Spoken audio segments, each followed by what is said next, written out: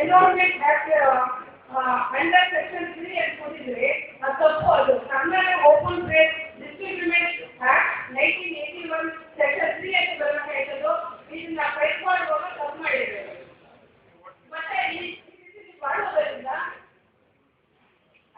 IPC section 2 ಪ್ರಕಾರ ಸಾಕ್ಷ್ಯ ನಾಶಪಡಿಸಿದ್ರೆ ನೀವು ಕೂಡ ಅದರಲ್ಲಿ ಅಪರಾಧಿ ಆಗ್ತೀರಿ. ಆದ್ರಿಂದ ಈ ಒಂದು ಕಾಯ್ದೆಯನ್ನು ಈ ರೀತಿ ಸರಿಪಡಿಸೋದು ಸರಿ ಇಲ್ಲ ಅಂತ ನಾನು ಹೇಳಕ್ಕೆ ಇಷ್ಟಪಡ್ತೇನೆ.